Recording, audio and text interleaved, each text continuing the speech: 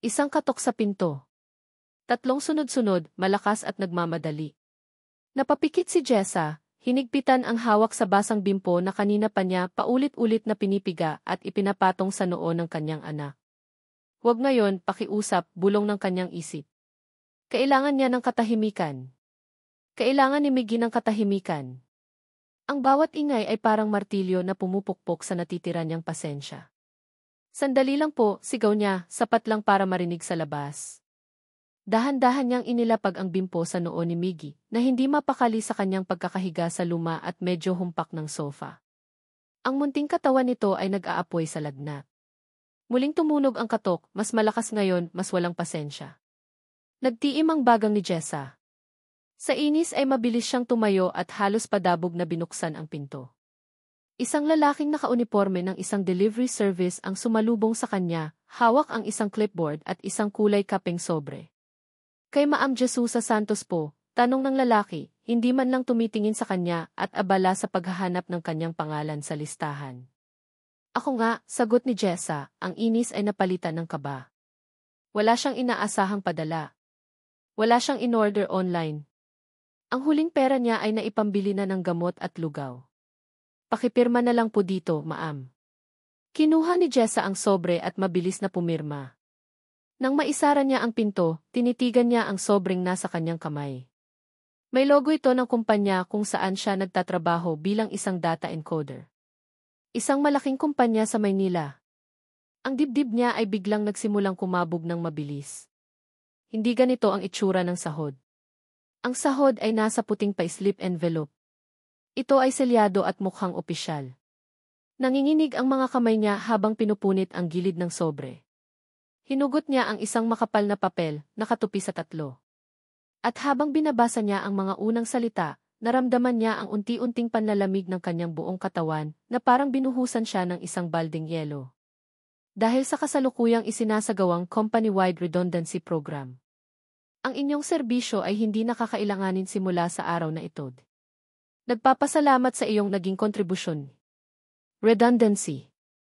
Tinanggal sa trabaho. Wala na. Ang papel ay nahulog mula sa kanyang mga kamay, lumapag sa sahig na semento ng walang tunog. Napasandal siya sa pinto, ang mga tuhod niya ay tila babigay anumang oras. Hindi. Hindi pwede. Hindi ngayon. Ang paningin niya ay otomatikong napunta sa nakahigang si Miggy. 5 taong gulang. Ang kanyang buhay. Ang kanyang lakas. Ang tanging dahilan kung bakit siya bumabangon sa umaga. Ang balat nito ay namumula dahil sa taas ng lagnat. Ang paghinga ay mabigat at paminsan-minsan ay may kasamang mahinang ubo na parang pumipiga sa puso ni Jessa. Otomatikong naglakad ang kanyang mga paa patungo sa maliit na mesa sa tabi ng telebisyon. Binuksan niya ang kanyang pitaka. Isang lupi-luping 100 pisong papel at 3 tigli-5 pisong barya.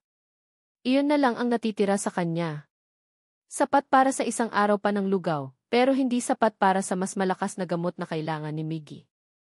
Hindi sapat para sa doktor. Napayuko si Jessa at naramdaman niya ang unti-unting pag-init ng kanyang mga mata.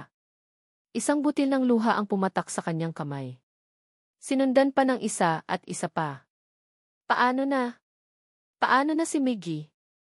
Sa gitna ng kanyang tahimik na pag-iyak, isang mahinang tunog ang pumukao sa kanyang pansin. Isang kaluskos mula sa pinto. May isang bagay na isinilid sa ilalim nito. Nag-angat siya ng tingin, ang mga mata ay puno ng pagtataka. Dahan-dahan siyang lumapit sa pinto, ang puso niya ay muling kumakaba, ngunit sa pagkakataong ito ay dahil sa takot at kuryosidad. Isang sobre. Isa pang kulay kapeng sobre, pero mas makapal ito at walang anumang marka o pangalan. Sino ang mag-iiwan nito? Pinulot niya ito mula sa sahig. Mabigat. Mailaman sa loob. Maingat niya itong binuksan, at ang nakita niya sa loob ay halos makapagpatigil sa kanyang paghinga. Pera. Isang makapal na bugkos ng tig-1,000 piso. Hindi niya ito binilang, pero alam niyang sapat ito. Higit pa sa sapat.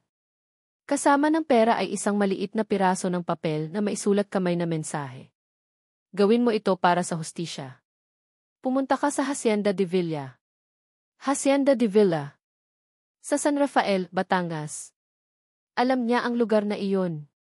Isang malawak na plantasyon ng kape at tubo na pag-aari ng isa sa mga pinakamayamang pamilya sa probinsya.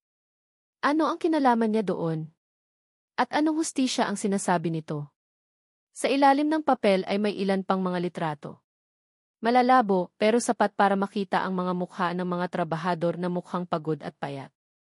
May isang larawan ng tila maruming tulugan at isang clipping mula sa isang lumang dyaryo tungkol sa isang protesta ng mga magsasaka laban sa pamilya de Villa maraming taon na ang nakalipas. Isang patibong ba ito? Isang biro? O isang sagot sa kanyang mga dasal? Tumingin siyang muli sa pera, pagkatapos ay sa natutulog niyang anak. Umubo na naman si Miggy. Isang ubo na puno ng sakit. Iyon na iyon. Iyon ang senyales. Wala nang puwang para sa pag-aalinlangan. Wala nang panahon para sa takot. Ang mahalaga ay si Miggy. Ang mahalaga ay ang kaligtasan nito. Kung ito man ay galing sa demonyo o sa anghel, tatanggapin niya. Hinawakan niya ng mahigpit ang sobre. Ang mga buto sa kanyang mga daliri ay namuti sa higpit ng hawak. Ito na ang kanyang gagawin. Para kay Miggy. Para sa hustisya na rin, sabi niya sa sarili, para kahit paano ay mabawasan ang bigat na nararamdaman niya sa kanyang dibdib. Ilang oras lang ang lumipas, sakay na si Jessa ng isang bus pa Batangas, karga-karga ang natutulog na si Miggy. Ang init sa loob ng bus ay nakadagdag sa kanyang pag-aalala, pero mas nangingibabaw ang determinasyon sa kanyang puso. Pinagmamasdan niya ang mga bukirin at mga puno na mabilis na dumadaan sa bintana, ang isip niya ay nasa misyong kakaharapin. Biglang nag-vibrate ang luma niyang cellphone sa loob ng kanyang bulsa. Kinuha niya ito, umaasang isa sa mga kaibigan niya ang nag-text. Ngunit isang hindi rehistradong numero ang lumabas sa screen. Binuksan niya ang mensahe. Maikli lang ito, ngunit sapat na para magdulot ng panibagong kaba sa kanyang dibdib. Simulan mo na. Magmasid ka kay Leonardo de Villa. Ang sikat ng araw ay matindi, ngunit para kay Leonardo de Villa, ito ay isang uri ng musika. Ramdam niya ang init sa kanyang balat, ang amoy ng basang lupa na nagmumula sa mga bagong hukay, at ang tunog ng metal na tumatama sa bato. Dito siya nabubuhay. Ito ang kanyang mundo. Mang Cardo, tingnan niyo po, sabi ni Leo, ang boses ay puno ng sigla habang itinuturo ang isang network ng mga itim na tubo na nakalatag sa isang bahagi ng kapehan. Sa pamamagitan nitong drip irrigation system, direkta sa ugat ng bawat puno ang patak ng tubig. Walang masasayang. Makakatipid tayo sa tubig at mas magiging malusog ang mga halaman. Nakatayo sa tabi niya si Mang Cardo, ang pinakamatandang katiwala sa Hacienda de Villa. Ang kulubot nitong mukha ay kunot na kunot habang pinagmamasdan ang modernong sistema. Umiling ito, kinamot ang kanyang sombrerong gawa sa buli. Pero, Sir Leo, sa loob ng 50 taon, ang pagdilig gamit ang mga hose at tabo ang bumuhay sa hasyendang ito. Sagot ng matanda, may halong paggalang pero hindi maitatago ang pag-aalinlangan. Iyan ang sistema ng papa nyo. Subok na. Napabuntong hininga si Leo, isang pamilyar na pagkadismaya ang kumalat sa kanyang dibdib. At iyon po ang dahilan kung bakit malaki ang gastusin natin sa tubig tuwing tag-init, Mang Cardo. Kailangan nating magbago. Kailangan nating sumabay sa teknolohiya. Ito ang paraan para mas mapalaki ang ani at ang kita ng ating mga magsasaka. O baka naman paraan lang iyan para bawasan ang mga trabahador, sabat ng isa pang lalaki mula sa likuran. Hinarap siya ni Leo. Hindi, Mang Lito. Ang layunin nito ay para maging mas epesyente ang trabaho ninyo, hindi para tanggalin kayo. Tiwala lang po. Ang boses niya ay medyo tumaas, hindi dahil sa galit, kundi dahil sa pagnanais na maipaintindi sa kanila ang kanyang pananaw. Ito ang palaging laban niya, ang laban sa tradisyon, sa anino ng kanyang yumaong ama na para sa mga matatandang trabahador ay isang alamat. Mahal niya ang kanyang ama, pero iba ang kanyang pangarap para sa Hacienda de Villa. Isang pangarap na tila siya lang ang nakakakita. Sa di kalayuan, sa may dulo ng hilera ng mga puno ng kape, doon unang namataan ni Jessa si Leonardo de Villa. Ang narinig lang niya ay ang malakas at tila nag-uutos na boses ng isang lalaki, at ang nakita niya ay ang pag-iling ng mga matatandang trabahador. Sa kanyang isip, napuno na ng mga babala mula sa lihim na mensahe, ang eksena ay malinaw, isang abusadong amo na minamaliit ang kanyang mga tauhan. Eksakto sa inaasahan niya. Hinigpitan niya ang pagkarga kay Miggy na medyo bumuti na ang pakiramdam pero bahagya pa ring matamlay. Habang abala si Leo sa pakikipagpaliwanagan, isang malakas na tahol ang biglang umalingaungaw. Si Berto, ang malaking askal na bantay ng hasyenda, ay mabilis na tumakbo patungo sa direksyon ng mga bagong dating. Natigilan si Jessa. Ang aso ay tumatahol habang papalapit sa kanila. Agad na niyakap ni Miggy ang kanyang liig, ang munting katawan ay nanginginig sa takot. Mama, yung aso di. Huwag kang mag-alala, anak, andito si Mama, bulong ni Jessa, sinusubukang magpakatatag kahit siya man ay kinakabahan. Nang makita ni Leo ang nangyayari, otomatiko siyang kumilos. Mabilis siyang tumakbo palapit sa kanila. Berto! Hinto! Tama na, sigaw niya, ang boses ay matigas at malakas para mapatigil ang aso. Ngunit ang narinig ni Jessa ay isang sigaw na nakatutok sa kanila. Mula sa kanyang kinatatayuan, ang lalaki ay tumatakbo palapit habang sumisigaw, at ang aso ay tumatahol. Ang buong eksena ay isang pagsalakay sa kanyang paningin. Ang proteksyon ng isang ina ang nanaig. Hinarap niya si Leo, ang mga mata ay nag-aapoy sa galit, habang mas lalong hinigpitan ang yakap kay Miggy. Tumigil ang aso at umupo nang makita ang amo. Tumigil din si Leo, ilang hakbang na lang ang layo sa kanila, ang paghinga ay medyo habol. Aalisin na sana niya ang Berto nang magsalita si Jessa, ang boses ay malamig at puno ng pang-uyam. Ganyan po ba talaga kayo dito, sir? Pati bata, tinatakot niyo. Natigilan si Leo. Napatingin siya sa babae. Isang babaeng hindi niya kilala, may dalang maliit na bag at karga ang isang batang mukhang may sakit. Ang mga mata nito ay puno ng galit na hindi niya maintindihan. Naguguluhan siya. Miss, pasensya na po. Yung aso ang sinisigawan ko, hindi kayo, mahinahon niyang paliwanag. Pero hindi nakinig si Jessa. Para sa kanya, isa lang itong palusot. Narinig ko po kayo kanina. Kung paano niyo kausapin ang mga trabahador niyo. Ganyan din ba ang gagawin niyo sa amin? Itataboy. Lalong napakunot ang noo ni Leo. Ngayon ay hindi na pagtataka ang nararamdaman niya, kundi inis. Sino ba ang babaeng ito na basta na lang dumarating at nang aakusa? Miss, hindi ko alam kung anong sinasabi mo. Kung may kailangan ka, pwede kang pumunta sa opisina. Pero huwag mo akong basta-basta binibintangan. Magsasalita pa sana si Jessa nang isang tunog ang pumutol sa kanilang tensyonadong pag-uusap, ang mahinang ugong ng isang dekuryenteng motor. Sabay silang napalingon. Mula sa isang landas, dahan-dahang papalapit ang isang magarang golf cart. Ang mga trabahador na kanina ay nakapaligid kay Leo ay biglang tumahimik at nag-ayos ng tayo, puno ng paggalang at kaunting takot. Isang babaeng may edad, nakasuot ng puting bestida at malaking salamin ang nagmamaneho. Ang buhok nito ay nakaayos sa isang perpektong buwan, at ang postura ay diretso at puno ng otoridad. Huminto ang golf cart ilang talampakan mula sa kanila. Ibinaling ng babae ang kanyang tingin kay Jessa, sinuri ito mula ulo hanggang paa, ang mga mata ay malamig at mapanuri. Pagkatapos ay tumingin siya sa kanyang anak. Sino ang babaeng ito, anak? Tanong ni Doña Elvira de Villa, ang boses ay kasing lamig ng yelo sa gitna ng matinding sikat ng araw. Ang tanong ni Doña Elvira ay parang isang malakas na sampal ng hangin na nagpatahimik sa lahat. Naramdaman ni Jessa ang mga mata ng mga trabahador na nakatuon sa kanya, ang iba ay maihalong awa, ang iba naman ay may pag-usisa. Bigla siyang nakaramdam ng hiya. Ang tapang na ipinakita niya kanina kay Leo ay biglang naglaho, napalitan ng pakiramdam na siya ay isang langgam na tinitingnan mula sa itaas ng isang dambuhala. Mama ni. Naramdaman ni Jessa ang paghigpit ng yakap ni Miggy sa kanyang leg. Bumalik ang kanyang lakas. Hindi siya pwedeng magpakita ng kahinaan. Hindi sa harap ng mga taong ito at lalong hindi para kay Miggy. Itinuwid niya ang kanyang likod at buong tapang na sinalubong ang mga mata ni Doña Elvira. Magandang araw po, bati ni Jessa, sinisikap na maging magalang. Ako po si Jessa Santos. Naghahanap po sana ako ng kahit anong trabaho. Tumawa ng mahina si Doña Elvira, isang tawang walang kagalakan. Trabaho. Sa itsura mong yan?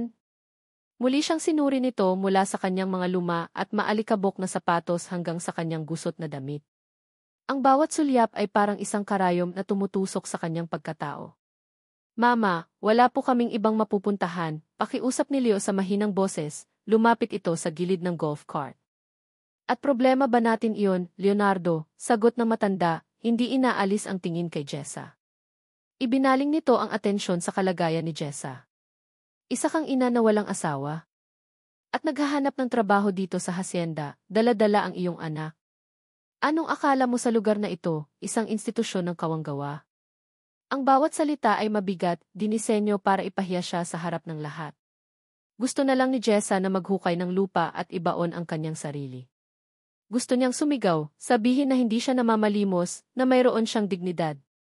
Ngunit alam niyang walang patutunguhan iyon. Kailangan niya ito. Kailangan niyang makapasok sa loob. Mama, please, muling pakiusap ni Leo. Kailangan natin ng dagdag na tulong sa kusina. Kahit pansamantala lang. Tingnan niyo po ang bata, mukhang may sakit. Sa wakas ay tumingin si Doña Elvira kay Miggy, at sa isang saglit, nakita ni Jessa ang pagbabago sa ekspresyon nito. Isang saglit lang iyon, pero tila lumambot ang matigas na mukha ng matanda, bago ito muling bumalik sa dati. Hindi na nagsalita pa si Doña Elvira. Tinalikuran lang sila nito at pinaandar ang golf cart patungo sa malaking bahay. Para kay Jessa, isa iyong pagtanggi. Napayuko na lang siya, handa ng talikuran ang lahat at umalis. Sumunod ka, sabi ni Leo. Nag-angat ng tingin si Jessa. Nakatingin sa kanya si Leo, ang mukha ay seryoso. Hindi iyon, hindi. Iyon ang paraan niya ng pagsasabing sige na. Halika na, bago pa magbago ang isip niya. May pag-aalinlangan sa puso ni Jessa, pero wala siyang pagpipilian. Sumunod siya kay Leo, habang karga pa rin si Miggy, patungo sa malaking bahay na tila isang palasyo sa kanyang paningin. Sa loob, sinalubong sila ng mga kasambahay na gumagalang kay Leo. Dinala sila sa isang maliit na kwarto sa likod ng bahay, malinis pero simple. Dito muna kayo pansamantala, sabi ni Leo. May gamot at pagkain na ipapadala ko rito para sa anak mo. Bukas ka na magsimula sa kusina. Magpahinga muna kayo. Salamat, sir, sagot ni Jessa, hindi tumitingin ang direkta. Ang kabaitan ni Leo ay nakakalito.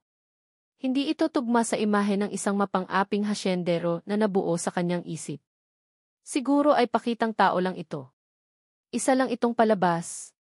Kinagabihan, matapos makakain at makainom ng gamot si Miggy, mahimbing na itong natulog.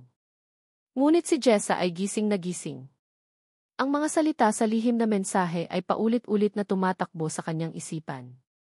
Magmasid ka kay Leonardo de Villa. Ito na ang pagkakataon niya. Dahan-dahan siyang bumangon, siniguradong hindi magigising ang kanyang anak. Sumilik siya sa labas ng pinto. Tahimik na ang pasilyo.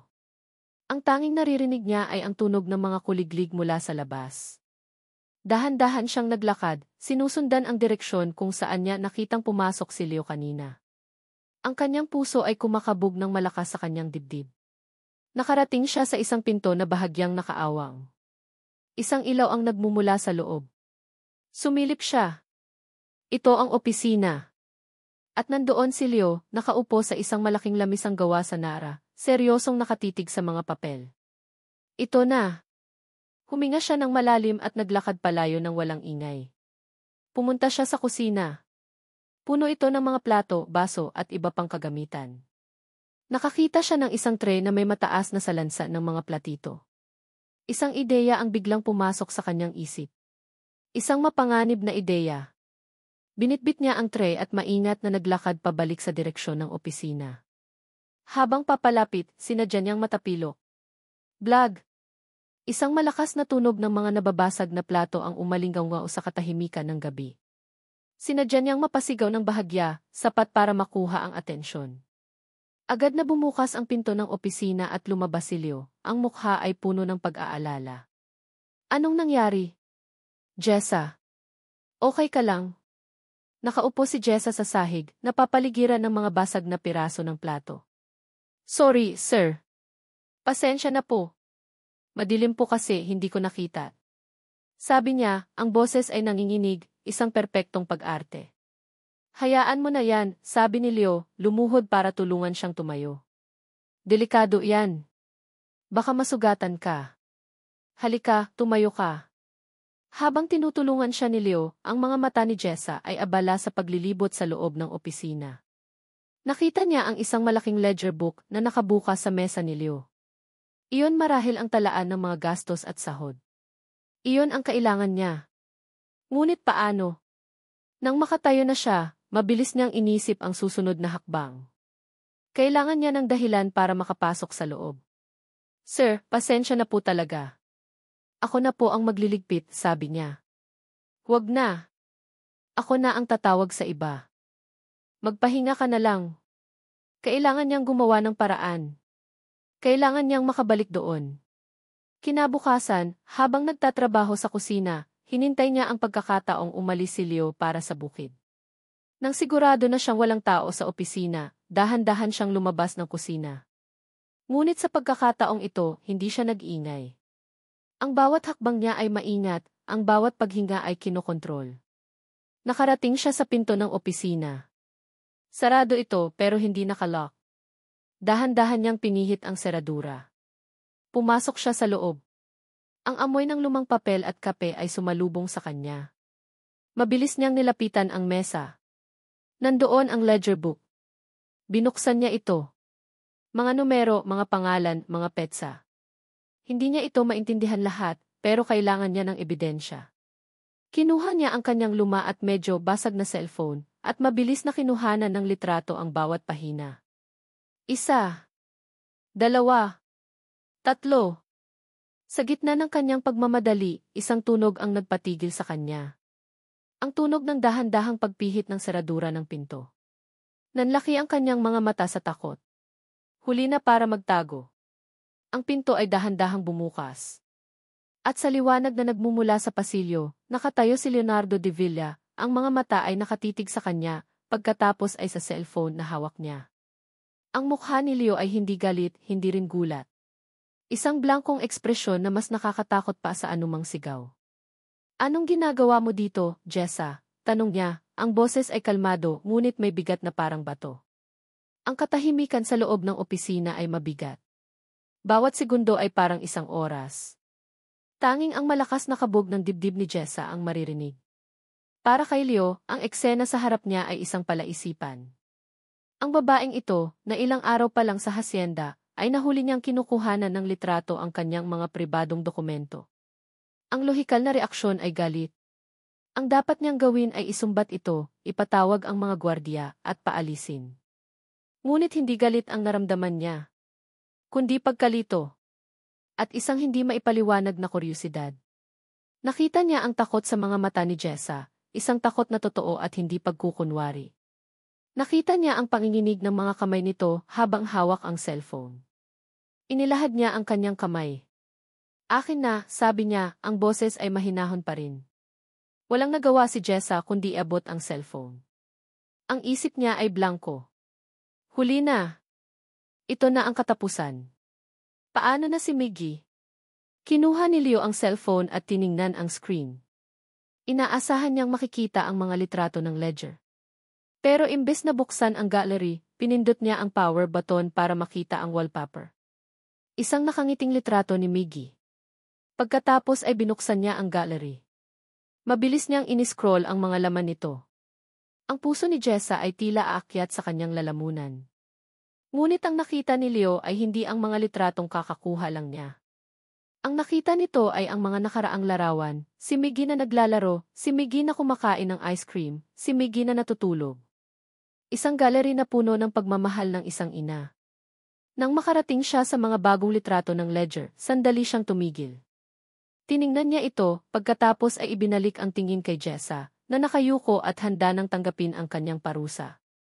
Naghahanap ako ng gamot para sa lagnat, biglang sabi ni Jessa, ang boses ay halos pabulong.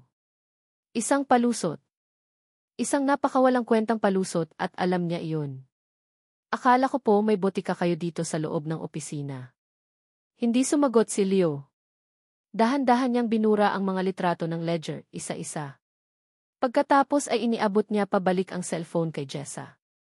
Mag-ingat ka, sabi lang niya, bago tumalikod at bumalik sa kanyang mesa, na parang walang nangyari.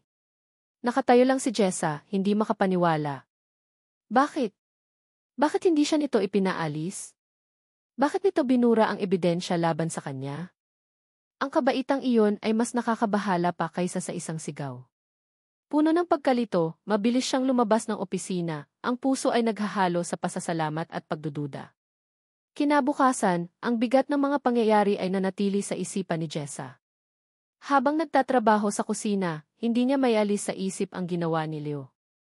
Dahil doon, hindi niya napansin na si Miggy, na medyo magaling na at nagsisimula ng maging malikot, ay dahan-dahang lumabas ng kanilang silid. Nang matapos ang kanyang gawain at bumalik siya sa kwarto, isang malamig na takot ang gumapang sa kanyang dibdib.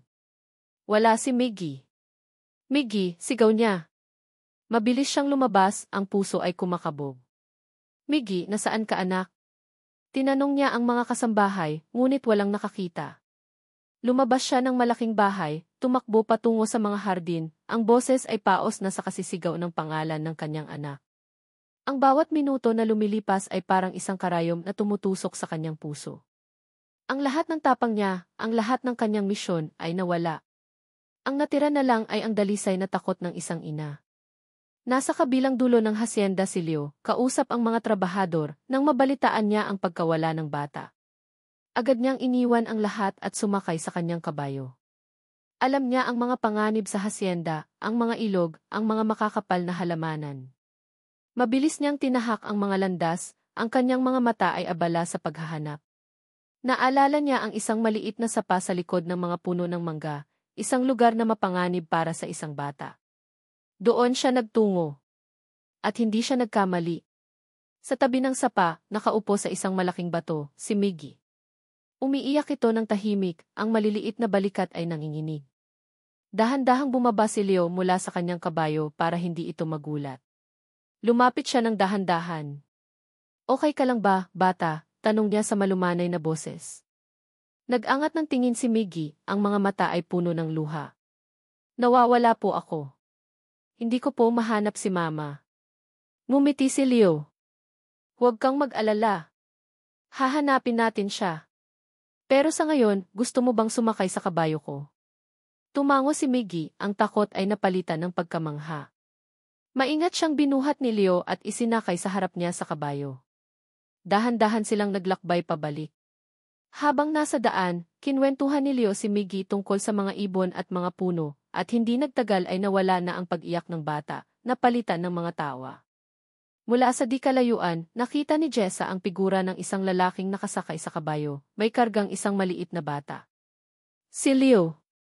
At si Miggy. Tumakbo siya palapit, ang luhang kanina idala ng takot ay naging luha ng ginhawa. Miggy. Anak. Nang makalapit sila, mabilis na ibinaba ni Leo ang bata. Agad na yumakap si Miggy sa kanyang ina. Mama, ang galing po ni Sir Leo. Pinasakay niya ako sa kabayo. Tumingin si Jessa kay Leo. Sa pagkakataong ito, wala nang pader sa pagitan nila. Wala nang pagdududa. Ang nakita lang niya ay ang isang lalaking tumulong sa kanya sa oras ng kanyang pinakamalaking takot. Sa unang pagkakataon, hindi niya ito tiningnan bilang isang itarget o isang piamo. Nakita niya siya bilang isang tao. Isang mabuting tao. Salamat, bulong ni Jessa, ang boses ay nanginginig pa rin, ngunit puno ng sinseridad. Maraming salamat. Tumango lang si Leo, isang maliit na ngiti ang sumilay sa kanyang mga labi. Walang anuman. Ang kanilang mga mata ay nagtagpo at sa sandaling iyon may isang bagay na nagbago. Isang pag-unawa na hindi na kailangan pang sabihin. Isang koneksyon na nagsisimula palang mabuo. Ngunit hindi nila alam, mula sa balkonahe ng malaking bahay, may isang pares ng mga matang nakamasid sa kanila. Si Donna Elvira. Nakita niya ang lahat, ang pag-aalala ni Leo, ang pagbabago sa tingin ni Jessa, ang ngiti sa pagitan nilang dalawa. Hinigpitan niya ang hawak sa barandilya ng balkonahe, ang kanyang mukha ay kasing tigas ng bato, ang kanyang mga mata ay lumalamig na parang yelo. Kinuha niya ang kanyang cellphone at nag-dial ng isang numero. Nang may sumagot sa kabilang linya, ang kanyang boses ay maikli at matigas. Alamin mo ang lahat tungkol sa babaeng iyan. Lahat. Ang katahimikang namagitan kina Jessa at Leo matapos ang pagkakahanap kay Miggy ay hindi nagtagal. Kinabukasan, naramdaman ni Jessa ang pagbabago sa ihip ng hangin sa loob ng hasyenda. Hindi ito nagmula kay Leo, nanginisyan pa nga siya nang magkasalubong sila sa pasilyo kaninang umaga, kundi mula sa reyna ng bahay, si Doña Elvira. Nagsimula ito sa mga simpleng bagay. Habang naghahanda ng almusal si Jessa sa kusina kasama ang ibang kasambahay, pumasok si Doña Elvira, dala ang isang aura na nagpapatahimik sa buong paligid. Jessa, tawag nito, ang boses ay matamis ngunit may nakatagong talim. Dahil mukhang magaan pa ang trabaho mo, gusto kong ikaw ang personal na maglinis ng mga bintana sa silid-aklatan. Siguraduhin mong walang kahit isang bahid ng dumi. Ayoko ng tamad-tamad. Nagulat ang ibang kasambahay. Ang paglilinis ng silid-aklatan na may napakataas na mga bintana ay trabaho ng 2 tao at karaniwang ginagawa lang isang beses sa isang linggo. Ngunit si Jessa ay walang nagawa kundi tumango. Opo, ma'am. Maghapon siyang nagkuskos. Akyat baba sa hagdanan, bitbit ang timba at basahan. Ramdam niya ang sakit sa kanyang likod at braso, ngunit hindi siya nagreklamo. Nang matapos siya, pagod na pagod, bumalik siya sa kusina para tulungan ang punong kusinera na si Manang Faye sa paghahanda ng hapunan. Sinigang na baka ang paborito ni Sir Leo, sabi ni Manang Faye na may awa sa kanyang mga mata. Ikaw na ang magtimpla, Hija. Ipakita mo sa kanila na hindi ka lang sa paglilinis magaling. Sinunod ito ni Jessa. Maingat niyang tinimplahan ang sinigang, eksakto sa paraan na itinuro sa kanya ng kanyang ina. Tiniyak niyang malambot ang karne at tama ang asim ng sabaw. Nang ilapag niya ang malaking mangkok ng sinigang sa hapagkainan, nakaramdam siya ng kaunting pagmamalaki. Ngunit nang sumandok si Doña Elvira at tinikman ang sabaw, bigla itong napatigil. Inilapag nito ang kutsara ng may kasamang ingay. Ano ito? Bakit ganito kaalat? Napatingin si Leo sa kanyang ina, pagkatapos ay kay Jessa na nakatayo sa gilid, namumutla. Ma, masarap naman po sabi ni Leo matapos tikman ang sa kanya. Huwag mo akong kontrahin, Leonardo, matigas na sabi ni Doña Elvira. Tumingin ito ng masama kay Jessa. Hindi ka na nga marunong maglinis, hindi ka pa marunong magluto. Ano bang alam mong gawin? Hindi nakaimik si Jessa. Naramdaman niya ang pamumula ng kanyang mukha, ang hiya na gumagapang sa kanyang buong katawan. Yumuko na lang siya at tahimik na kinuha ang mangkok ng sinigang mula sa mesa. Ang mga sumunod na araw ay naging isang serye ng mga pagpapahirap.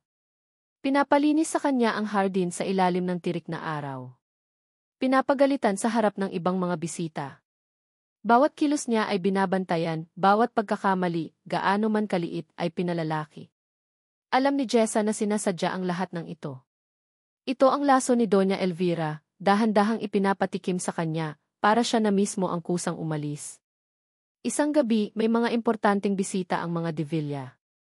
Isang pamilya ng negosyante na may anak na babae, si Clara, isang maganda, matalino, at sofistikadang babae na halatang bagay na bagay kay Leo. Si Clara ang namamahala ngayon sa kanilang kumpanya sa Singapore. Napakagaling na bata, narinig ni Jessa na sabi ni Doña Elvira sa isa sa mga bisita, habang pasulyap-sulyap sa kanya na nag-aabot ng inumin. Bagay na bagay sila ng aking si Leo, hindi ba? Napayuko si Jessa at nagmamadaling bumalik sa kusina. Hindi niya alam kung bakit, pero nakaramdam siya ng kirot sa kanyang dibdib. Isang kirot na hindi niya dapat maramdaman. Sino ba naman siya para makaramdam ng ganito? Isa lang siyang hamak na katulong. Isang espiya. Bakit siya nasasaktan? Bakit siya nagsiselos? Sinubukan niyang iwasan ang sala kung saan nag-uusap ang mga bisita, ngunit sa kanyang pagdaan sa isang pasilyo, narinig niya ang usapan ni Doña Elvira at Clara. Si Leo. He's just being kind to her. Kawawa naman kasi, isang kahig, isang tuka, sabi ni Doña Elvira, ang boses ay puno ng peking awa. Huwag mo na lang siyang pansinin. She's not important. Parang isang suntok sa sikmura ang mga salitang iyon. Hindi na nakayanan ni Jessa. Mabilis siyang tumakbo palabas ng bahay, patungo sa madilim na hardin kung saan walang makakakita sa kanyang mga luha. Sumandal siya sa isang puno at doon umiyak ng tahimik, ang mga luhang kanina pa niya pinipigilan ay malaya ng dumaloy. Jessa. Isang pamilyar na boses. Si Leo. Nakatayo ito di kalayuan, ang mukha ay puno ng pag-aalala. Lumapit ito sa kanya. Anong ginagawa mo dito? Okay ka lang ba? Tanong nito. Okay lang ako, sagot ni Jessa, pinupunasan ang kanyang mga luha. Bumalik na po kayo sa mga bisita niyo, sir. Hinihintay na po kayo ni Ma'am Clara. May pait sa kanyang boses na hindi niya napigilan. Narinig mo ba? Malungkot na tanong ni Leo. Jessa, pasensya na sa sinabi ng mama. Hindi Huwag na po kayong magpaliwanag, sir, putol ni Jessa. Tumayo siya at hinarap ito. Alam ko naman po kung saan ako lulugar. Huwag po kayong mag-alala, hindi po ako aasa. Itinulak niya si Leo ng bahagya at naglakad palayo, pabalik sa dilim ng kanyang kwarto. Pagdating doon, umupo siya sa gilid ng kama at niyakap ang kanyang mga tuhod. Ang pakiramdam ng pagiging maliit at walang halaga ay bumabalot sa kanya. Biglang nag-vibrate ang kanyang cellphone. Isang mensahe mula sa hindi kilalang numero. Ang numerong nagdala sa kanya rito. Binuksan niya ito. Isang litrato. Si Leo at Clara, magkatabi sa isang restaurant sa Maynila, kuha ilang linggo na ang nakalipas. Pareho silang nakangiti. Masaya. Bagay na bagay. Sa ilalim ng litrato may isang maikling mensahe. Huwag kang magpalinlang sa kanya. Tandaan mo ang misyon mo. Napatingin si Jessa sa litrato, pagkatapos ay sa labas ng bintana, kung saan natatanaw niya ang mga ilaw mula sa malaking bahay. Ang kirot sa kanyang dibdib ay napalitan ng galit. Galit sa sarili dahil sa isang saglit, naniwala siya. Naniwala siyang may kabaitan sa mundong ito. Naniwala siyang may pag-asa. Tama ang mensahe. Hindi siya dapat magpalinlang. May misyon siya. At sisiguraduhin niyang matatapos niya ito. Kinabukasan, naramdaman ni Leo ang pader na muling itinayo ni Jessa sa pagitan nilang dalawa. Mas mataas, mas matibay at mas malamig kaysa dati. Ang mga ngiti niya ay sinasagot nito ng formal na tango. Ang mga pagtatangka niyang makipag-usap ay tinatapos nito sa mga maikling piopo, sir, at sige po, sir. Para siyang hangin na dumadaan lang. At alam ni Leo kung sino ang may kasalanan. Pumasok siya sa silid-aklatan kung saan naroon ang kanyang ina, nagbabasa ng isang makapal na libro. Simula niya, sinisikap na panatilihing kalmado ang kanyang boses. Nag-angat ng tingin si Doña Elvira. Bakit, anak? Tungkol kay Jessa, sabi ni Leo, umupo sa silyang katapat nito. Alam kong hindi niyo siya gusto. Pero sana naman, itrato niyo siya ng may respeto. Tao rin po siya. Ibinalik ni Doña Elvira ang kanyang libro sa mesa. Respeto. Leonardo, ang babaeng iyon ay walang lugar sa pamilyang ito. Ginagawa ko lang kung ano ang nararapat para protektahan ka. Protektahan ako. O kontrolin ako, tanong ni Leo, ang boses ay may bahid na ng frustrasyon. Please. Hayaan niyo po ako. Hayaan niyo akong magdesisyon para sa sarili ko. Isang matalim na tingin ang ipinukol sa kanya ng ina. Mag-ingat ka sa mga desisyon mo, Leonardo. Baka pagsisihan mo. Tumayo si Leo. Wala nang saysay ang pakikipag-usap. Kailangan niyang gumawa ng paraan. Kailangan niyang patunayan kay Jessa na mali ang iniisip nito, na mali ang ipinaparamdam sa kanya ng kanyang ina. Hinanap niya si Jessa at natagpuan niya itong nag-aalis ng mga tuyong damo malapit sa hanay ng mga puno ng kape. Pawis na pawis ito sa ilalim ng sikat ng araw, ang mukha ay seryoso at walang emosyon. Jessa, tawag niya. Lumingon ito, ang mga mata ay malamig. Sir, may kailangan po kayo? Gusto kong magpaliwanag, sabi ni Leo. Tungkol kay Clara. Kaibigan ko lang siya at partner sa negosyo ang pamilya niya. Ang litratong nakita mo business meeting iyon. Hindi niya alam kung paano nalaman ni Leo ang tungkol sa litrato, ngunit hindi na iyon mahalaga. Hindi niyo po kailangang magpaliwanag, sir. Wala po akong karapatan. May karapatan ka, giit ni Leo, lumapit siya. May karapatan kang malaman ang totoo. May meeting dapat ako sa Maynila ngayon. Pero kinansel ako. Dahil mas mahalagang makausap kita. Natigilan si Jessa. Tumingin siya sa mga mata ni Leo at sa unang pagkakataon mula kagabi, nakita niya ang sinseridad. Isang sinseridad na nakakatunaw ng yelo. Bago pa man siya makasagot, naramdaman nila ang pagbabago sa hangin. Ang kaninang mainit na sikat ng araw ay biglang tinakpan ng makakapal at maitim na ulap. Ang mga dahon ng kape ay nagsimulang gumalaw sa malakas na ihip ng hangin. at pagkatapos isang patak. Sinundan ng isa pa. At sa isang iglap, ang mahinang ambon ay naging isang malakas na buhos ng ulan. Hala! Ang mga sinampay, sigaw ng mga trabahador sa di kalayuan, nagmamadaling tumakbo para sumilong. Otomatikong kumilos si Jessa para tumakbo rin, para takasan ang ulan, para takasan ang komplikadong sandaling iyon. Ngunit bago pa siya makalayo, naramdaman niya ang isang kamay na humawak sa kanyang braso. Sandali lang, sabi ni Leo, ang boses ay halos pabulong sa gitna ng malakas na ulan. Sir, mababasa po tayo, sabi ni Jessa, nanginginig sa lamig at sa kaba. Hindi siya pinansin ni Leo. Sa halip, dahan-dahan nitong inilagay ang isa niyang kamay sa baywang ni Jessa, at ang isa naman ay kinuha ang kamay nito. Sumayaw tayo. Nanlaki ang mga mata ni Jessa. Ano? Sir, nababaliw na po ba kayo? Ngumiti si Leo, isang ngiti na umabot hanggang sa kanyang mga mata. Siguro nga. Pero minsan, kailangan nating mabaliw para maramdaman nating buhay tayo. At sa gitna ng bukid, sa ilalim ng malakas na buhos ng ulan, nagsimula silang gumalaw. Walang musika, tanging ang tunog lang ng ulan na pumapatak sa mga dahon at sa lupa. Ang una nilang mga hakbang ay alanganin, puno ng hiya. Ngunit habang tumatagal, habang ang kanilang mga damit ay tuluyan ng nababasa at dumidikit sa kanilang mga katawan, nawala ang kanilang mga pag-aalinlangan. Ipinulupot ni Jessa ang kanyang mga braso sa liig ni Leo. Isinandal niya ang kanyang ulo sa dibdib nito.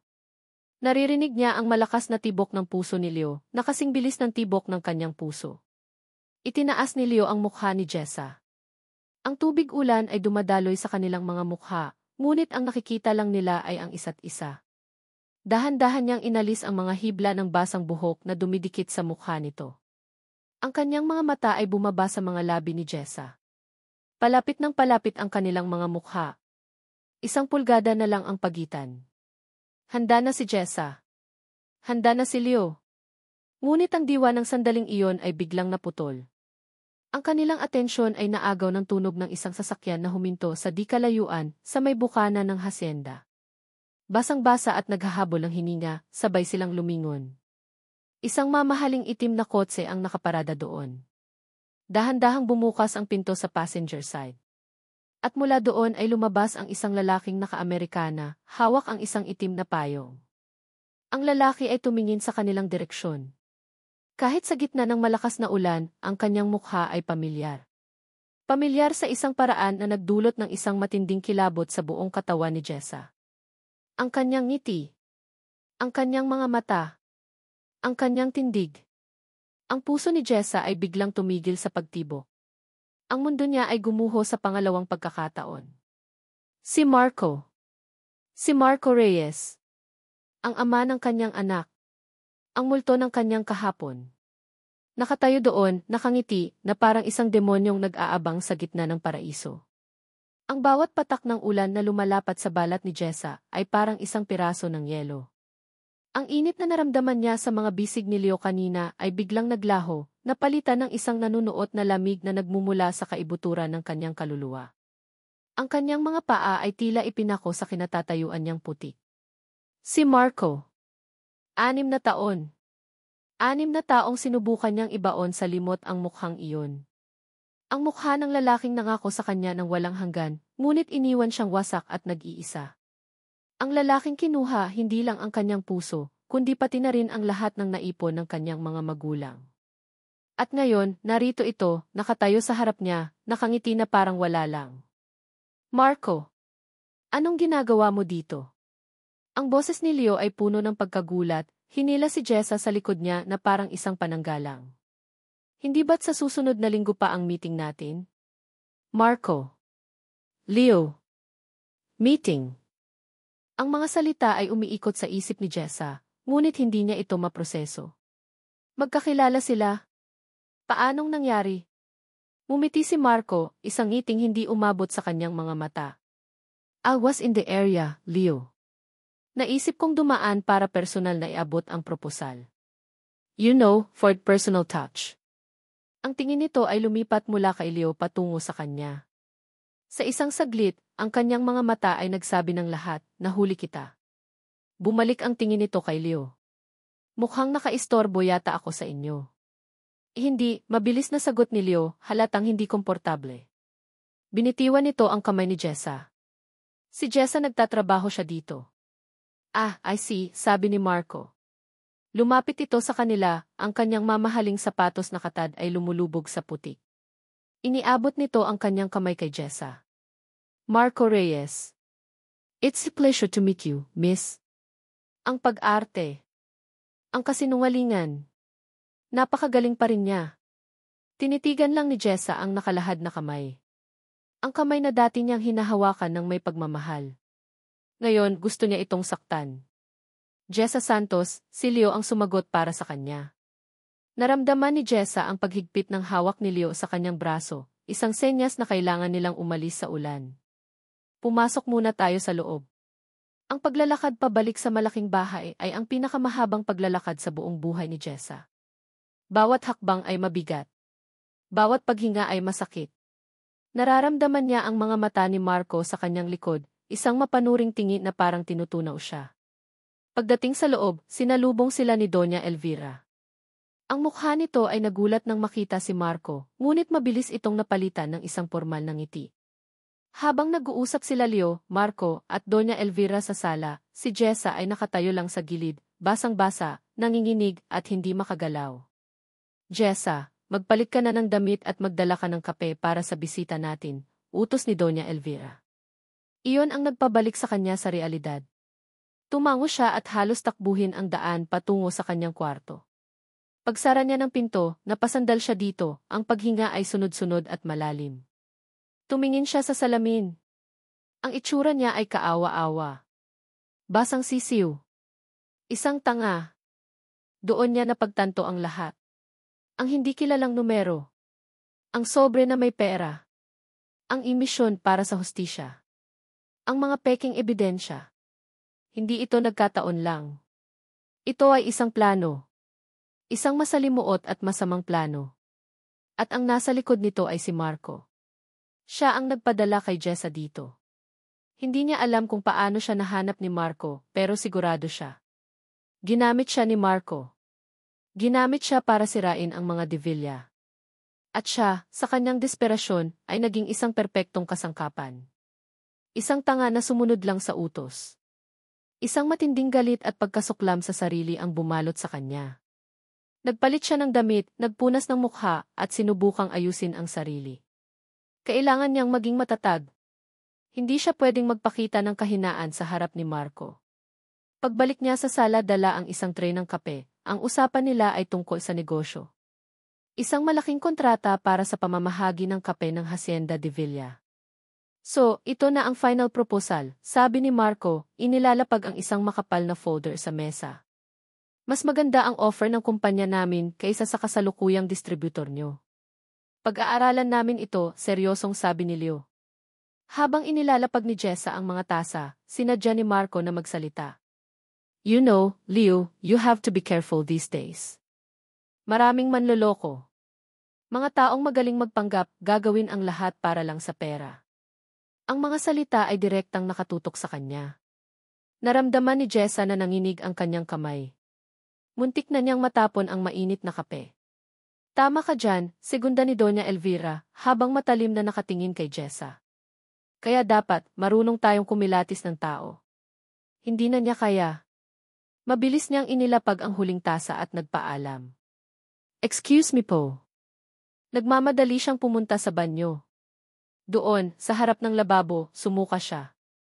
Hindi dahil sa sakit, kundi dahil sa matinding stress at galit.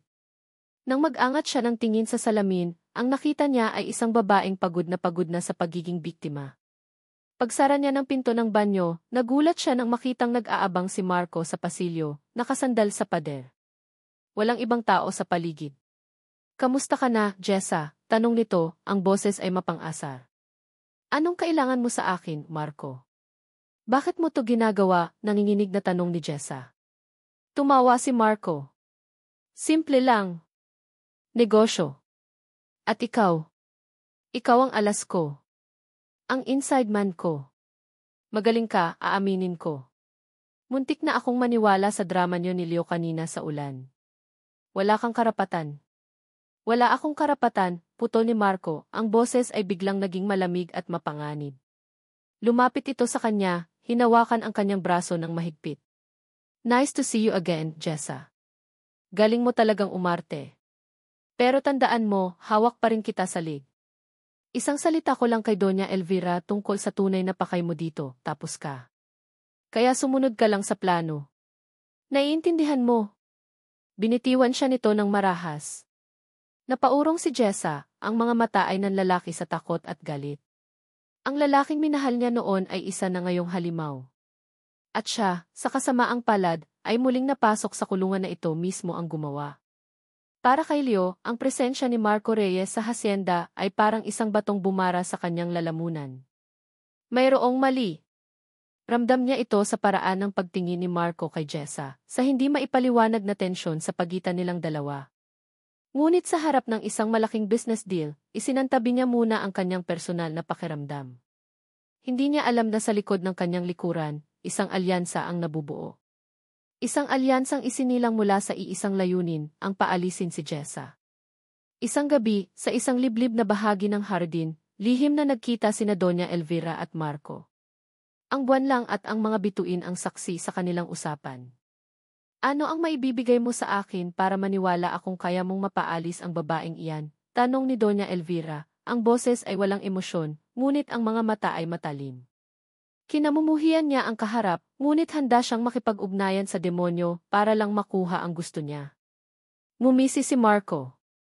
Mula sa kanyang bulsa, kinuha niya ang isang maliit na voice recorder. Hindi niyo na po kailangang maniwala sa akin, Doña Elvira. Pakinggan niyo na lang po ito. Pinindot niya ang play. Isang boses ang umalinggaw sa katahimikan ng gabi. Boses ni Jessa. Kailangan ko ng pera, gagawin ko ang lahat para sa anak ko di. Pagkatapos ay boses ni Marco. Kailangan mo lang makuha ang tiwala niya si Leo, madali lang yan mauto pag nakuha na natin ang para sa atin, pwede ka nang umalis di. At muli ang boses ni Jessa. Sige, pumapayag ako. Pinatay ni Marco ang recorder. Ang mga salita ay pinutol at pinagdikit-dikit mula sa iba't ibang pag-uusap. Ang usapan kung saan pumayag si Jessa na pumunta sa hacienda, at ang mga desperadong salita na sinabi niya noon pa. Ngunit para sa isang taong gustong maniwala, ito ay sapat na.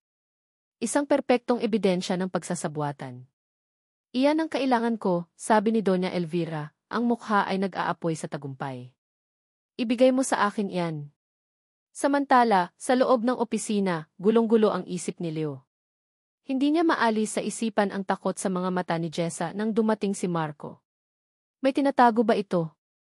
Sino ba talaga si Marco sa buhay niya? Dahil sa pagdududa, binuksan niya ang kanyang computer.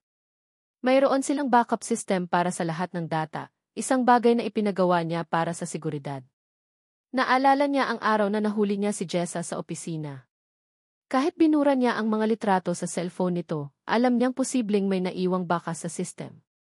Kinakabahang hinanap niya ang mga na-delete na files mula sa petsang iyon. At natagpuan niya. Isang temporary file na naglalaman ng mga thumbnail ng mga litratong kinuna ni Jessa. Mga litrato ng kanyang pribadong ledger.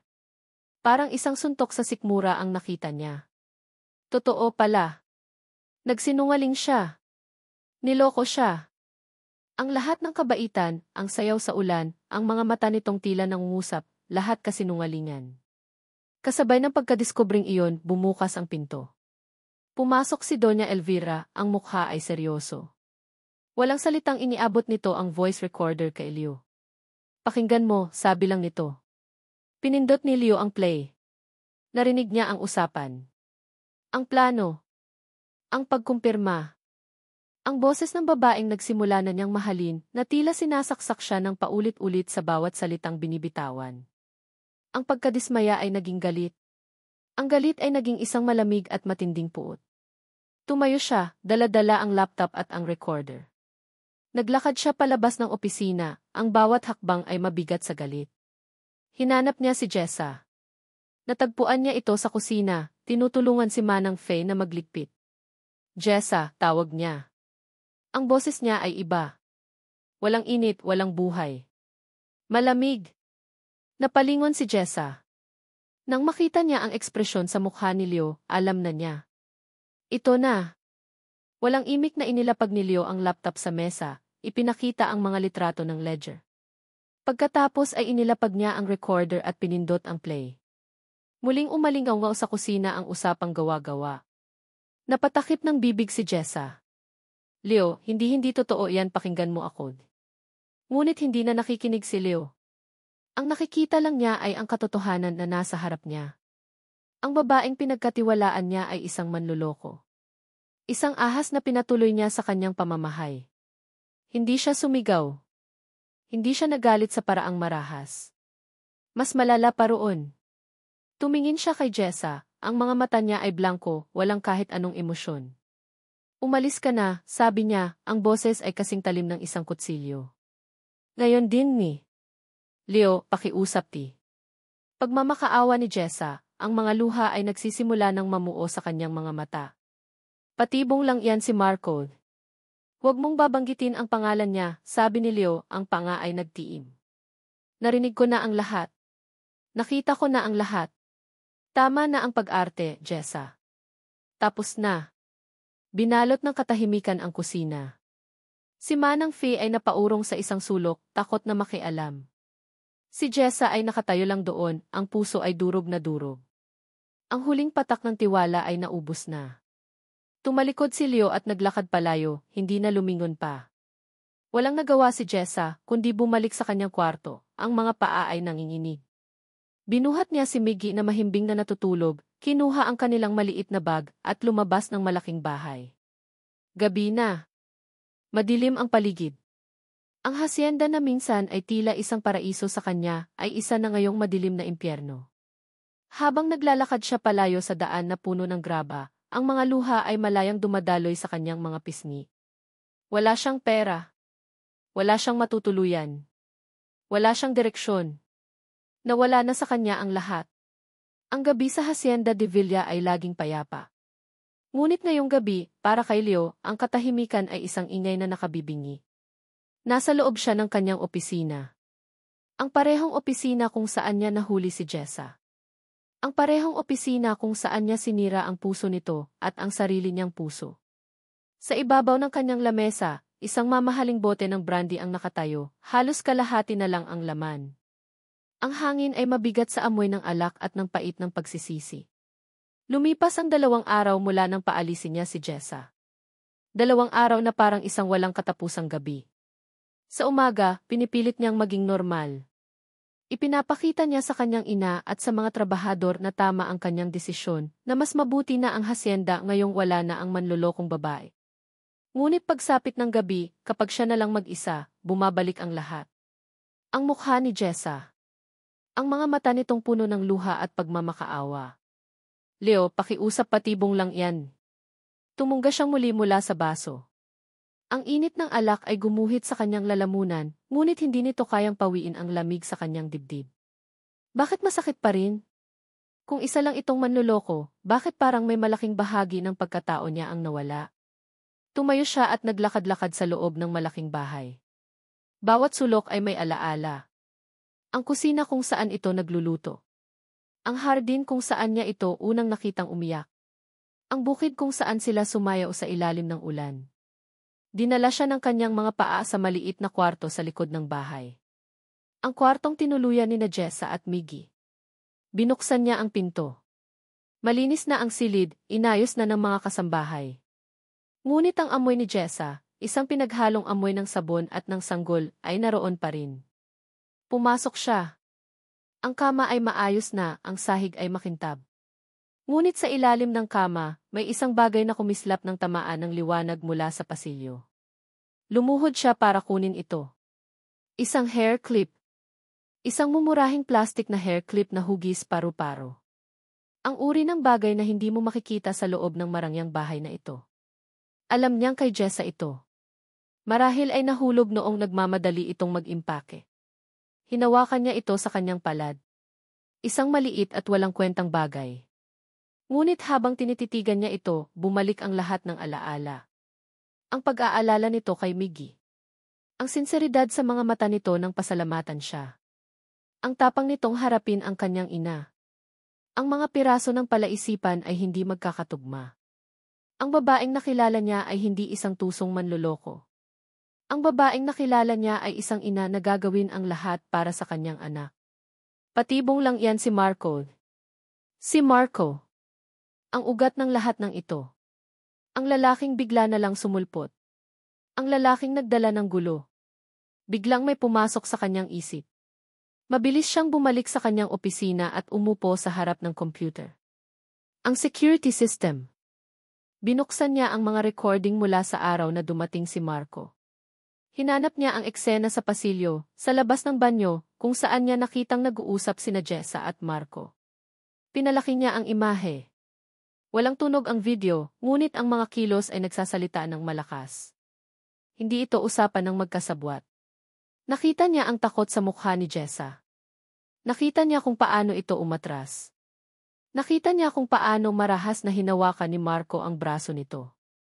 Iyon ay kilos ng isang taong nananakot, hindi ng isang taong nakikipag-usap sa isang partner. Ang nakita niya ay isang biktima, hindi isang kriminal. Napasandal siya sa kanyang silya. Isang malamig na pakiramdam ang gumapang sa kanyang likuran. Niloko siya. Pero hindi ni Jessa. Naalala niya ang kanyang ina. Ang mukha nito nang iabot sa kanya ang recorder, puno ng pag-aalala na ngayon ay nakikita niya bilang pagtatagumpay. Naalala niya ang isa pang gabi, maraming taon na ang nakalipas. Ang gabi ng pagkamatay ng kanyang kapatid na si Elia. Ang gabi kung saan sinabi sa kanya ng kanyang ina, sa gitna ng mga hikbi, kung isinama mo lang sana siya, buhay pa siya ngayon. Ang mga salitang iyon ang naging kadena niya sa loob ng maraming taon. Ngayon niya lang napagtanto, ginamit ng kanyang ina ang kanyang pagdadalamhati at pagkakasala para kontrolin siya noon, at ginagamit nito ang kanyang puso para kontrolin siya ngayon. Ibinagsak niya ang kanyang mga kamao sa mesa. Ang galit ay pumalit sa kalungkutan. Galit hindi kay Jessa, kundi sa sarili niya. Dahil sa kanyang kaduwagan, hinayaan niyang masaktan ang isang inosenteng tao. Kinuha niya ang kanyang cellphone. Nagdial siya ng isang numero. Carlo. Gising ka pa ba? Sabi niya nang may sumagot sa kabilang linya. Si Carlo ay isang dati niyang kaibigan sa kolehiyo na ngayon ay isang private investigator. May ipapahanap ako sa'yo. Isang lalaking nagngangalang Marco Reyes. Alamin mo ang lahat tungkol sa kanya. Lahat ng koneksyon niya, lahat ng negosyo niya, lahat ng baho niya. Kailangan ko ito. Agad. Hindi na niya hinintay ang sagot. Ibababa na sana niya ang tawag nang magsalita si Carlo. Teka, Leo. Marco Reyes? Pamilyar ang pangalan na iyan. Bigyan mo ako ng isang oras. Isang oras. Ang pinakamahabang isang oras sa buhay ni Leo. Hindi siya mapakali. Pabalik-balik siya sa paglalakad sa loob ng opisina, hawak-hawak ang paru-parong hair clip. Eksaktong isang oras, tumunog ang kanyang cellphone. Si Carlo. Leo, sabi ng boses sa kabilang linya, seryoso. May nalaman ako tungkol kay Marco. Hindi mo magugustuhan ito. At may kinalaman ito sa pamilya ni Jessa noon. Natigilan si Leo. Ang hawak niyang hair clip ay halos madurog sa higpit ng kanyang pagkakahawak. Anong-anong ibig mong sabihin? Ang buong pangalan niya ay Jesusa Santos, tama? Ang pamilya Santos ng Laguna? Sila ang isa sa mga unang nabiktima ng investment scam ni Marco Reyes, 6 na taon na ang nakalipas. Iyon ang dahilan kung bakit sila nawalan ng lahat. Ang mga salita ay tumagos sa puso ni Leo na parang isang punyal. Ang lahat ng piraso ng palaisipan ay biglang nagkabit-kabit, bumubuo ng isang larawan na puno ng kasinungalingan, sakit, at isang katotohanang napakasakit tanggapin. Hindi siya nagsinungaling.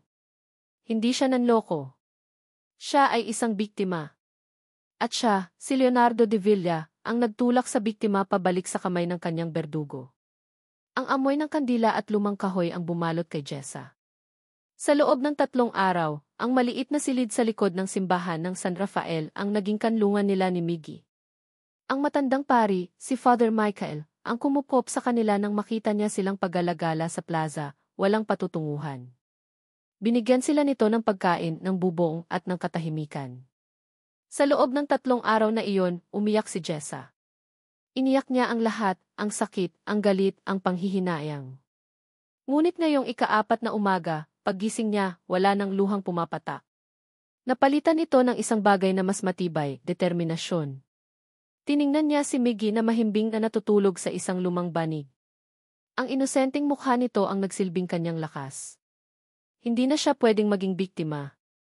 Hindi na siya pwedeng magtago. Kailangan niyang harapin si Marco. Hindi para kay Leo. Hindi para sa hacienda. Kundi para sa sarili niya.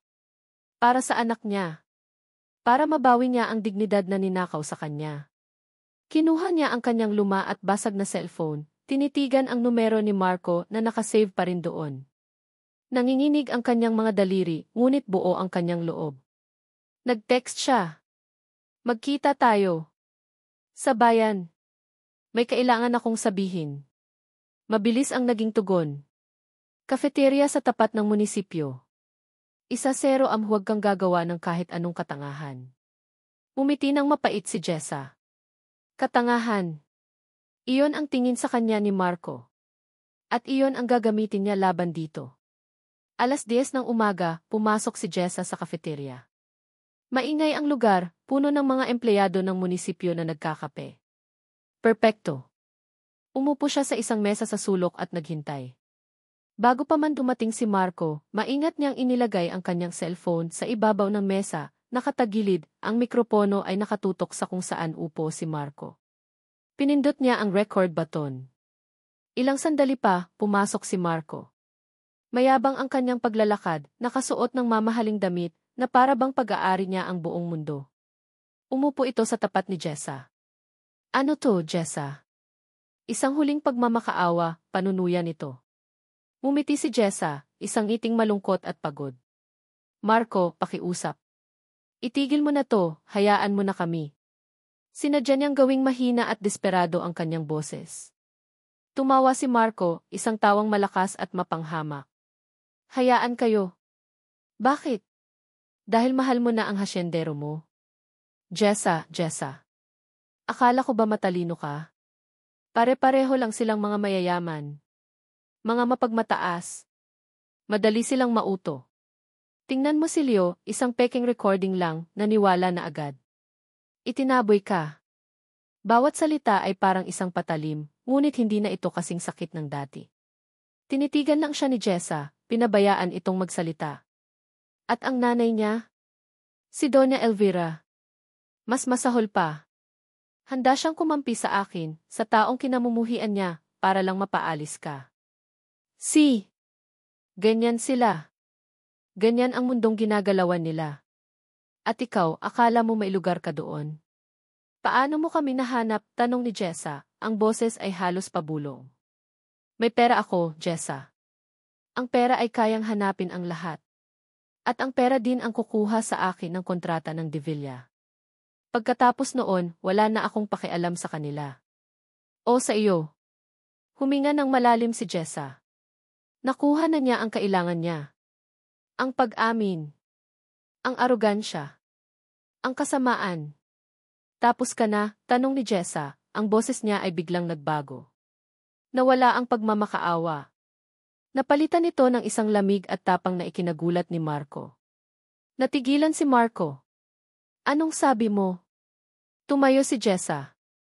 Kinuha niya ang kanyang cellphone mula sa mesa, at sa harap mismo ni Marco, pinindot niya ang stop button sa recording app. Ang maliit na pulang ilaw ay namatay. Sabi ko, tapos na ako sayo, Marco, sabi niya, ang mga mata ay nag-aapoy. Tapos na ang pagiging biktima ko. Tapos na ang pagtakbo ko. Ito na ang huli. Nanlaki ang mga mata ni Marco nang maintindihan niya ang nangyari. Mabilis itong tumayo para agawin ang cellphone. Akin na iyan. Ngunit bago pa man niya mahawakan si Jessa, isang kamay ang pumigil sa kanya. Isang malakas na kamay. Sabay silang napalingon ni Jessa. Nakatayo sa tabi nila si Leo. Ang mukha nito ay hindi na blanko. Puno ito ng galit, ng pagsisisi, at ng isang determinasyong hindi pa nakikita ni Jessa kailanman. Huwag mo siyang sasaktan, sabi ni Leo, ang boses ay mababa at mapanganib. Leo! Anong ginagawa mo dito? Gulat na tanong ni Marco, sinusubukang bawiin ang kanyang kamay. Narinig ko ang lahat, sabi ni Leo, ang tingin ay hindi naalis kay Marco, ngunit ang mga salita ay para kay Jessa. Narinig ko ang bawat kasinungalingan. Ang mga mata ni Leo at ni Jessa ay nagtagpo sa gitna ng magulong kafeterya. Walang salitang namutawi. Tanging ang bigat ng mga pangyayari, ang sakit ng nakaraan, at ang isang sinag ng pag-asa na nagsisimulang sumilip sa dilim. Ang kanilang pagtutuos ay hindi pa tapos, ngunit ang unang laban, ang pinakamahalaga, ay naipanalo na ni Jessa. Leo. Mabilis ang mga sumunod na pangyayari. Dumating ang mga pulis na tinawagan na pala ni Leo bago pa man siya pumasok sa kafeterya. Ang recording mula sa cellphone ni Jessa, kasama ng mga ebidensyang nakalap ng private investigator ni Leo, ay sapat na para arestuhin si Marco Reyes para sa mga kasong panloloko at pananakot. Habang isinasakay si Marco sa police car, ang tingin nito ay puno ng pagkamuhi, nakatuon kay Jessa. Ngunit sa pagkakataong ito, hindi na natakot si Jessa. Sinalubong niya ang tinging iyon ng may tapang, isang hudyat na tapos na ang kanyang pagiging biktima. Nang mawala na ang mga pulis, naiwan silang tatlo sa labas ng kafeterya, si Leo, si Jessa, at si Miggy nakakarating lang kasama si Father Michael. Ang katahimikan sa pagitan nilang dalawa ni Jessa ay mas mabigat kaysa sa ingay kanina. Jessa, ako di. Simula ni Leo, ngunit hindi niya mahanap ang tamang mga salita. Anong sasabihin mo sa taong winasak mo dahil sa sarili mong kahinaan?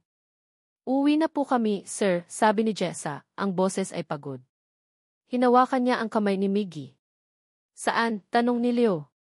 Hayaan mo akong Huwag po, putol ni Jessa, umiling ito. Salamat sa tulong niyo. Pero kaya na po namin. Tumalikod si Jessa at nagsimulang maglakad palayo, hawak-hawak ang kamay ng kanyang anak. Bawat hakbang niya palayo ay parang isang dagok sa puso ni Leo. Alam niyang hindi pa ito ang tamang panahon. Mayroon pa siyang isang laban na kailangang tapusin. Ang laban sa loob ng sarili niyang pamamahay. Pag-uwi niya sa hasyenda, sinalubong siya ng kanyang ina sa sala.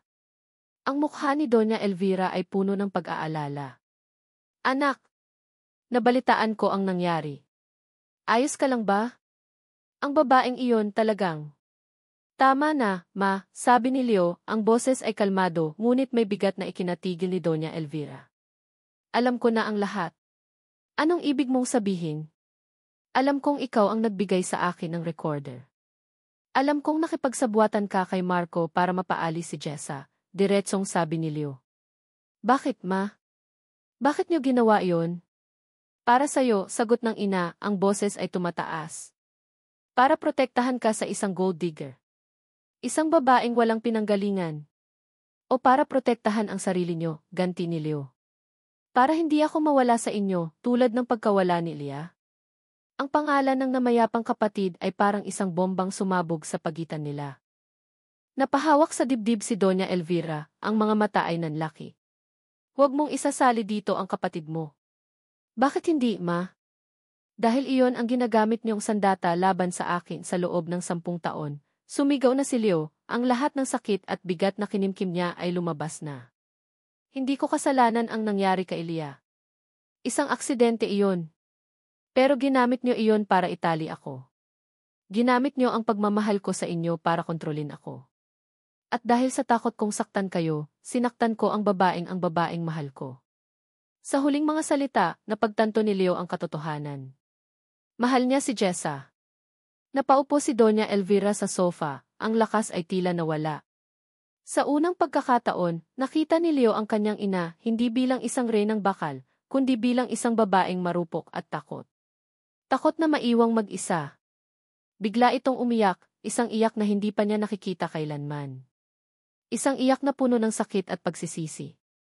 Natakot ako, anak. Natakot akong mawala ka rin sa akin. Lumuhod si Leo sa harap ng kanyang ina at niyakap ito. Mahal kita, ma, pero kailangan niyo akong hayaang mabuhay. Kailangan niyo akong hayaang maging masaya. Jessa. Kinabukasan, habang nag-aayos ng mga gamit para tuluyan ng umalis sa San Rafael, isang kotseng pamilyar ang huminto sa harap ng simbahan. Bumaba si Leo. Nagkita sila sa hardin ng simbahan, sa tabi ng isang maliit na batis na artipisyal, na nagpapaalala kay Jessa sa sapa kung saan natagpuan ni Leo si Miggy. Aalis na kayo, tanong ni Leo, hindi makatingin ng direkta. Tumango si Jessa.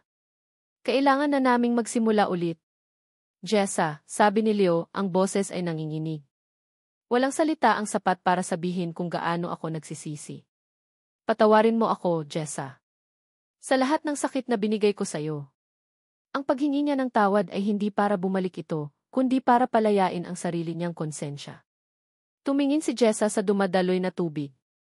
Sa loob ng maraming taon, ang puso niya ay parang isang batong hindi gumagalaw, puno ng bigat ng galit at sakit. Ngunit ngayon, parang dahan-dahan itong umaagos, kasabay ng tubig. Humarap siya kay Leo, ang kanyang mga mata ay may bakas pa ng luha, ngunit malinaw at matatag na. Pinapatawad na kita, Leo. Ang mga salita ay simple, ngunit may bigat ito ng isang bundok. At kailangan ko ring patawarin ang sarili ko, dagdag niya, mas para sa sarili niya kaysa kay Leo. Sa pagpayag kong maging biktima ng matagal na panahon. Sa hindi ko pagtitiwala sa sarili kong kakayahan. Sa pagpapatawad na iyon, naramdaman ni Jessa ang isang kalayaan na hindi pa niya naramdaman kailanman. Ang mga tanikala ng nakaraan ay tuluyan ng nalagot. Nagkaroon ng mahabang katahimikan. Tanging ang huni ng mga ibon at ang lagaslas ng tubig ang maririnig. Maaari ba, T? Tanong ni Leo, ang boses ay puno ng pag-aalinlangan at pag-asa. Maaari ba tayong magsimula ulit? Tumingin si Jessa sa kanya, sa lalaking minsan niyang kinamuhian, sa lalaking minsan niyang minahal, sa lalaking nagpakita sa kanya ng parehong sakit at kaligayahan. Ngumiti siya, isang ngiting totoo ngunit malungkot. Hindi siya sumagot.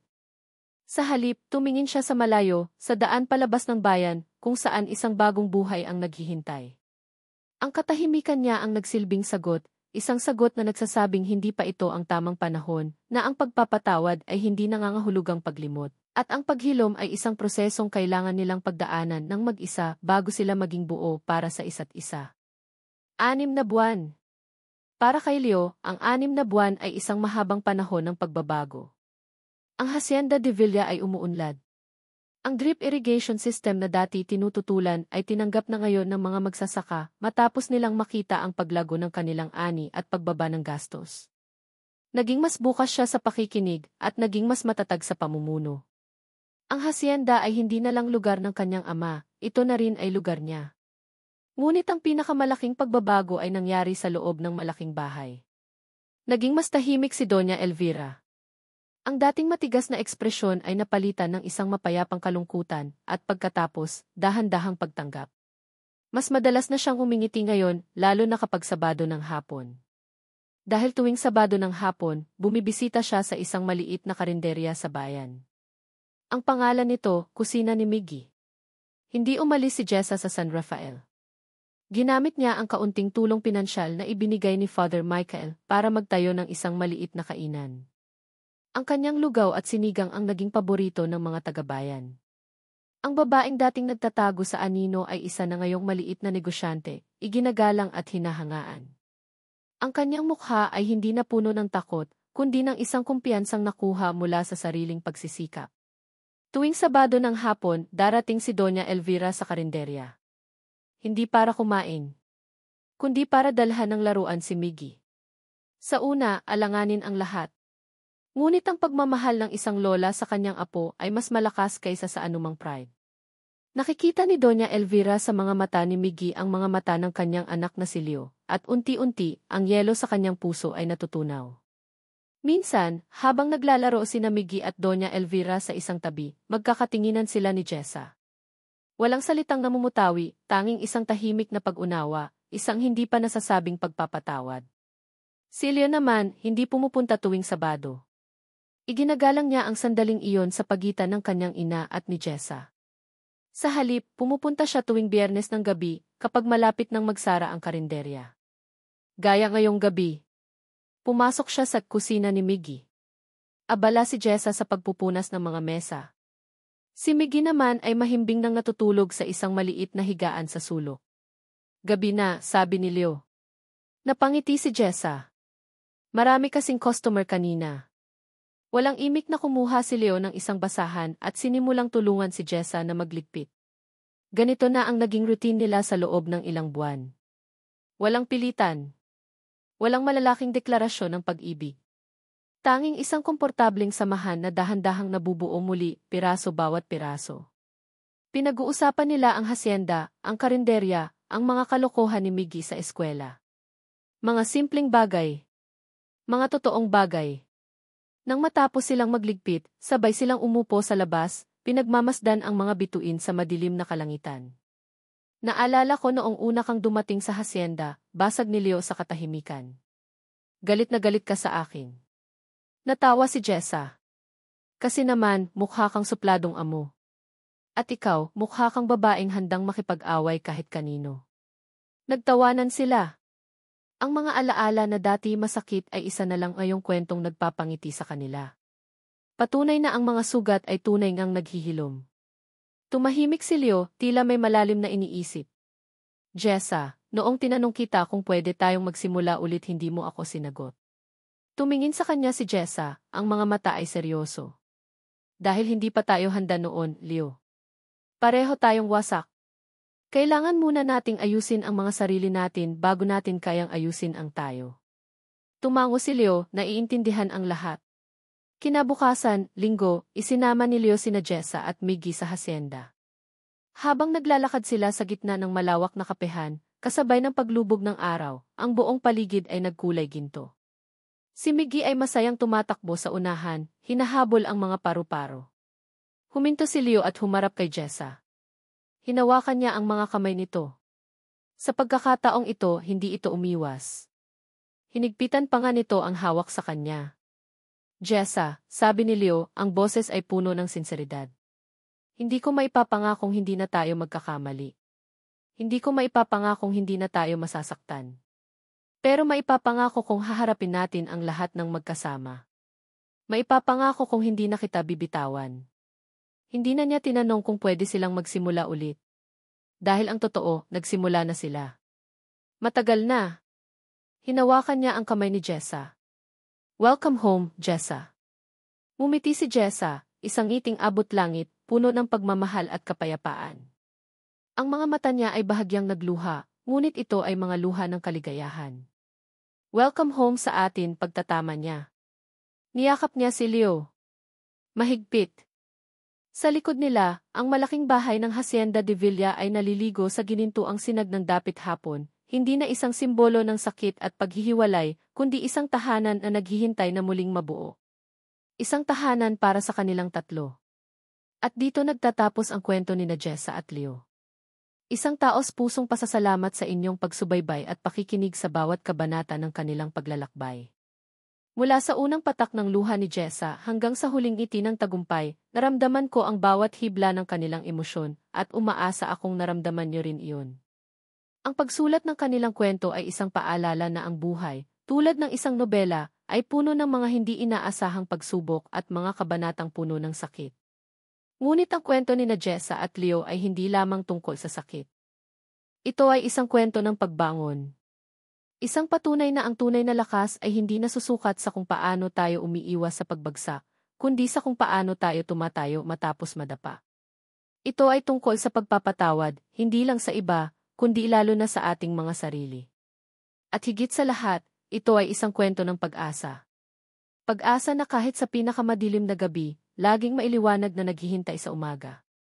Pag-asa na ang isang pusong minsan nang nadurog ay may kakayahan pa ring magmahal at maging buo muli.